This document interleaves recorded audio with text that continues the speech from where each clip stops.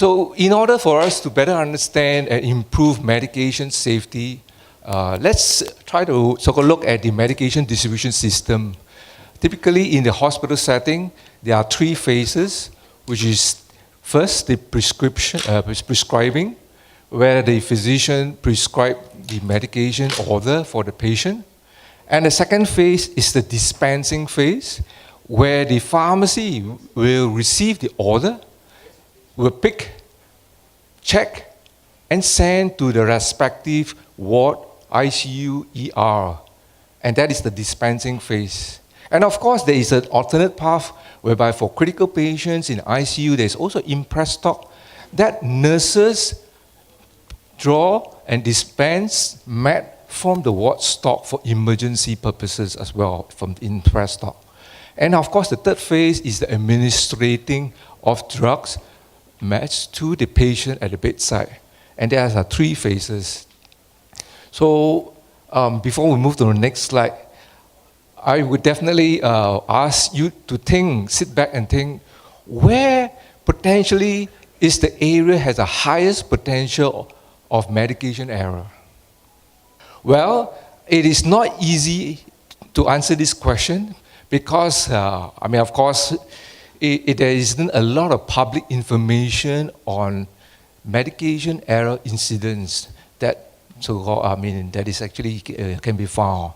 But in every hospital, be it as a nurse, pharmacist, as a hospital administrator, you may have tracked and probably have encountered an experience with a near miss. You would know. So I have did some research on the web and I managed to find some statistics to be able to share with all. Could you go to the next slide, please? Could you click on, yeah. So this is actually statistics that I've gathered, and it's public information that actually from the Hong Kong Hospital Authority. Hong Kong Hospital Authority is a statutory board that manages 42 hospitals, all public hospitals across the whole of Hong Kong country. So we can see from here of the three phases, dispensing inpatient stand out significantly. And that is actually very alarming. And of course, for the first position, which means the highest, is wrong drugs. Second is wrong strength and dosage. And of course, third is the wrong patient, wrong label information. So of course, every hospitals, every country, every so-called practices may have the different, you could instill practices, of course, checks and processes, and of course the data. But this is statistics actually, they are so-called publicly available that I've obtained. And you can see that inpatient dispensing is really critical.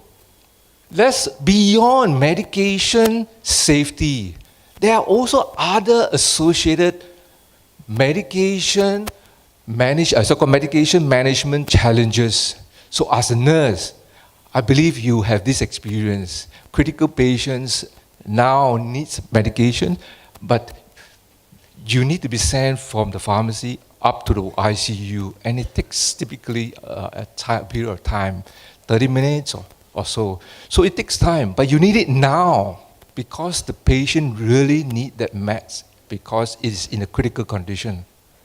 And of course, to the nurse, I believe you have narcotics and control drugs, and it's always lock and key. There is a lot of administrative, so-called time taken from handing and taking over of those narcotics and controlled substances. And that is actually time spent, but which can be better deployed for patient care. And of course, for the pharmacist, it's all about daily you pick and check to make sure it's right before you send to the wards and ICU. And that is really routine.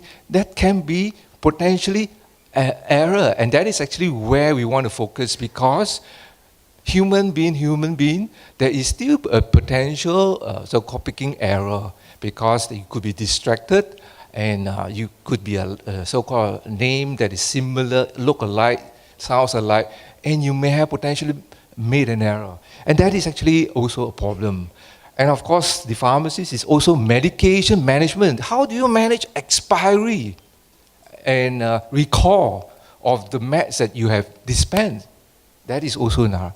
And of course, diversion. Diversion doesn't mean that the drugs walk away on its own, which means that it doesn't mean it is a theft, but it could be patient, so-called nurse that requires a meds urgently have taken out, but have forgotten to lock it down in the book. So could it be a diversion?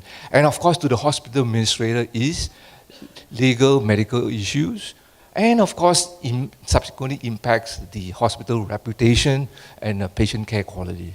So let's look at some of the best practices. So in United States, they do recognize this problem many years ago, and they have really gone through this. And I'd like to share with all, and of course this is actually from United States, they have decentralized, they have this automated dispensing cabinets that actually put in the ICU, wards, ER, that deploy and has all the commonly used drugs already there, locked, electronically locked, ready to dispense when they receive the electronic order to the ADC. Likewise, you see the adoption rate has grown tremendously over time to 39% in 2010, and likewise similar growth in Canada. So in BD, we have Pyxis, and this technology is very mature. We have over 27 years, so nearly 3 decades of in the market. And you can see from here, so this is actually the automatic dispensing cabinets. It integrates with the hospital information systems where the ADT, which is admission, discharge, transfer information, is integrated. It is so when patient is admitted to Ward 52, the information was sent already directly to the ADC. And nurse will have the ADT information available immediately. So it's leveraging on technology. And when the doctor prescribed the order electronically, that order will straight away fire to the pharmacy, and the pharmacist will check, verify. Once it's okay, he will approve electronically and will be immediately available on that screen, which is on the computer there. So you can see that it is very fast and, in fact, reduce the turnaround time. So this is all about leveraging the IT. So in the area of medication safety, it's very important, medication safety. So I mentioned about just now, I mean, of course, the orders, instead of so-called manual delivering the med to the ward and ICU, now the orders are available already in Ward 52, and the nurse can go and dispense. And when the nurse go and dispense, you will just use the biometrics login. The patient names will appear straight away. The nurse in charge will have my patient list available. And you can click on, it's a touch screen, you click on it, and it's a drop down. The type of meds is already indicated on the screen. And by the touch of the finger, the drawer, which is here, you can see it opens up. And the right med, the pockets, which is called QB, where meds are inside, only that med QBs will open up, and the nurse will be so-called, will take out the number of tablets from that QB. So tasks and so-called improving medication safety, and that is also one. And now the other safety feature is that your duplicate patient name alert, assuming you have two names with the same last name of Black Lily, I mean, of course, and Black Laurent, they will show you in red, caution, nurse, you make sure you select the right patient, and so-called able to select. So it definitely, in this case, enhance your safety, medication safety. And of course, very importantly for, hospital in the private segment, it supports JCI standards.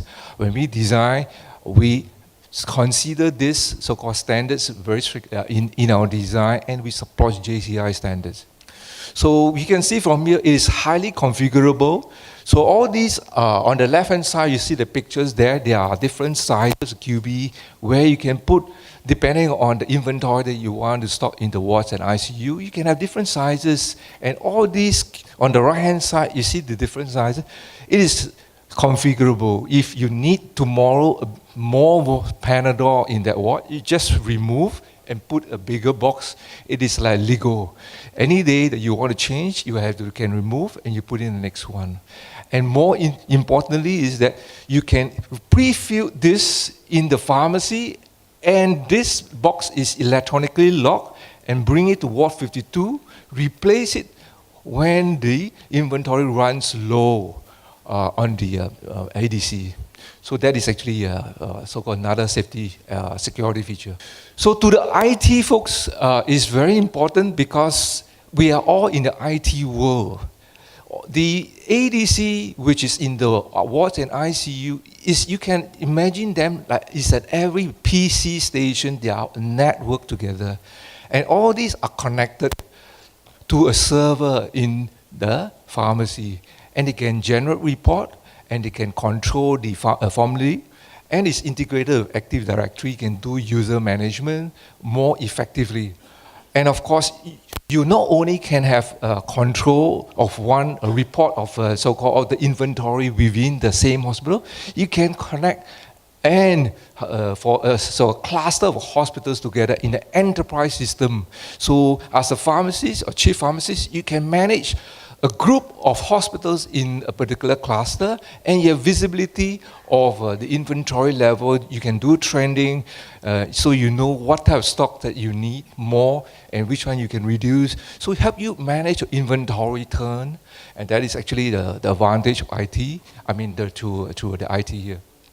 So I just want to share with you, of course, one testimonial from this King Abdullah is from Middle East. So this hospital have 50 Pyxis Med station, and you can read from there.